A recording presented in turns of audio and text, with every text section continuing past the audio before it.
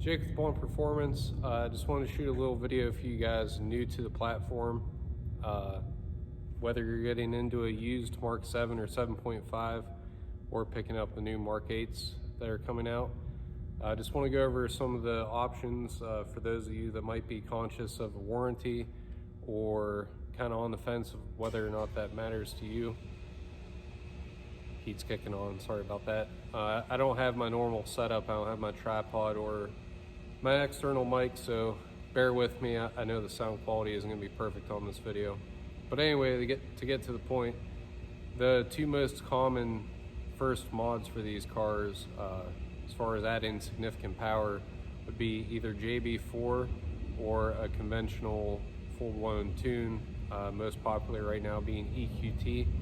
I've got another video that goes into depth on the different tuning options and the price points that you'll see with various brands and the mod path moving forward from stage 1 on to 2, and then turbo upgrades, fueling upgrades, things like that. But on this video, I'm going to try and keep it short and sweet and just compare Jb4 to, we use EQT as the stage 1 tuning stage to set the comparison, so jump right into it.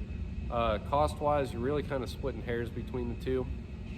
Gonna be around $600, $700 to get started with either one. There are some options I would definitely recommend for Jb4. One being, if you're the original owner, Berger Motorsports that manufactures Jb4 will actually give you one-on-one customer support and help you pro tune, if you will, with Jb4.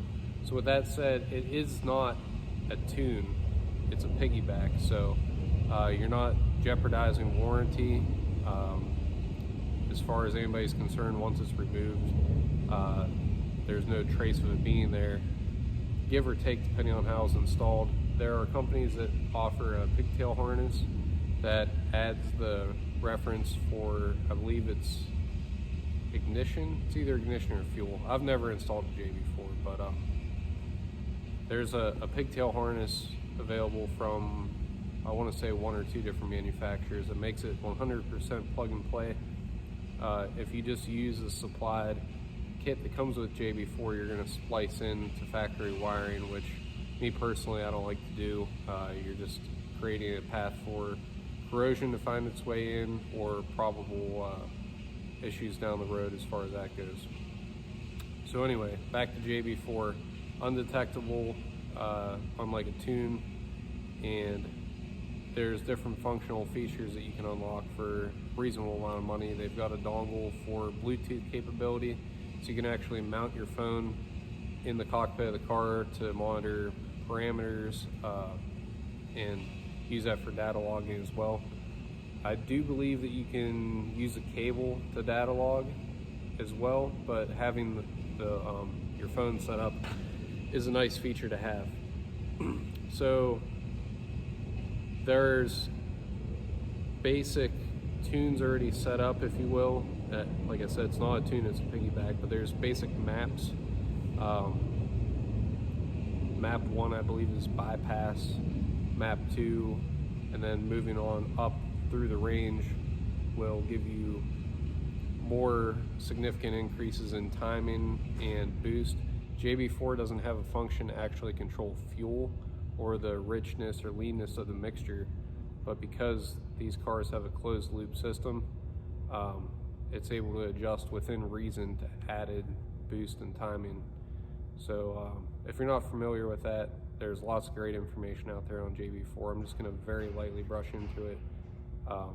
With map 6, you can quote unquote pro tune the car and get as wild with it as you want. Of course, John from Berger Motorsports will be able to help you out if you're the original owner. If you're not, if you pick one up used for a great deal, there's a wealth of knowledge on the forums, and some people will even be willing to help you out with your tune, quote unquote, if you take that path.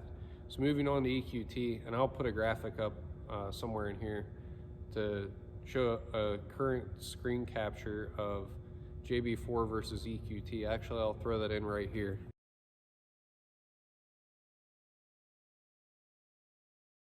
can see, price-wise, if you're going for the Bluetooth capability with the Jb4 versus just a single off-the-shelf tune from EQT, you're really kind of splitting hairs.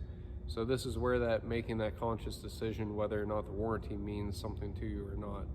EQT, I will say, I haven't been tuned by them either. My car is APR tuned, which is prehistoric dinosaur stuff as far as this batch of owners is concerned. You'll very rarely hear anybody recommending APR. However, I am a big fan of them, but that's in the video I'll link in the description with the tuning comparison. So EQT has a great reputation for the safety and longevity of their tunes. Their off-the-shelf stuff is great. Should you want a Pro tune, they have those options as well. And this is where the differences really start to show between Jb4 and EQT with their capabilities. So between a really aggressive Map 6 Jb4 setup and EQT Stage 1, you're going to see similar results. However, EQT will have a lot more safety built into it because they are adjusting the air-fuel ratio to go along with the added timing and boost. So where Jb4, it's kind of relying on the car to compensate itself, EQT's maps, like any staged tune, is going to be adjusting all parameters so the tune is safer. Because you're not worried about safety in normal conditions. It's when there's an abnormal condition that the safety of the tune will really come into shine. So I'm not saying either is an unsafe option. I'd feel perfectly comfortable in throwing either Jb4 or an EQT Stage 1 tune on my wife's 21 GLI, which is stock at the moment.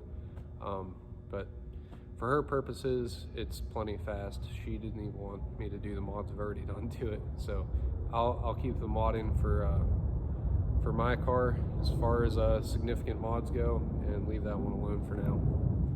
So, like I said, more capable, more options down the road. EQT has off-the-shelf maps for Stage 2 IS38, and then Pro tunes for different fueling options and larger turbos as well. They offer their own Vortex turbo line, as well as they just came out with a OEM Plus variant of the IS38 with upgraded bearings. I don't know anything about that, but obviously their off-the-shelf tune will work with it as well. So yeah, I just wanted to go over some of the different things here. With any real tune, you're gonna run into the issue where if catastrophic failure does result, whether it's the fault of the tune or not, first thing, when the factory scan tool is plugged into your car, they'll be comparing the flash counter of how many times your software has been updated from their factory records versus what's actually on your car, and there's no getting around that. So if your flash counter from the factory records are 2, they did the original map on the car and then they did an update. If it's reading 4 because you added a Stage 1 tune and then removed it trying to hide it from them, that'll automatically flag the car. TD1 is the code that they use for powertrain warranty. For TD1, the code will null and void your warranty as far as powertrain is concerned. So if you go in and you pop your stock turbo with a tune and they deny your claim because the car is flagged TD1, that doesn't mean that if you end up with a suspension creak and your suspension's completely stock, that they're not going to fix your car, or your lighting package headlights have a failure at low mileage. Obviously a tune doesn't affect that. So it's not that scary. You know, the warranty isn't completely out the window necessarily. There have been instances where mod-friendly dealers will kind of do you a solid and not scan the car for something that's blatantly obvious. For instance, crank walk, very rare occurrence. I don't want to freak anybody out on that. But in a few cases where crank walk has occurred at low mileage, where the engine's completely locked up, unsalvageable, there's no reason to scan for that. I mean, the chunks of bearing in the lower oil pan, pretty dead giveaway of what's happened. So you can get lucky, but like I always say, even though I'm a manufacturer of aftermarket parts, for those of you who might think I'm just a YouTuber, Bond Performance, I've got my own hand-built line of intercoolers and exhaust parts for the 2015 and newer Volkswagens. I always tell people, if you don't have the money set aside to fix any potential issues, just don't mod the car. If you owe money on the car, probably shouldn't mod the car either. But me, like most of you, don't heed that advice and are gonna do it anyway. I just want everybody to put themselves in the best financial situation they can while still having fun. So hope you enjoyed this video. I hope it helped you out. And if you've got any questions, comment below, subscribe to the channel. And hey, thanks for watching.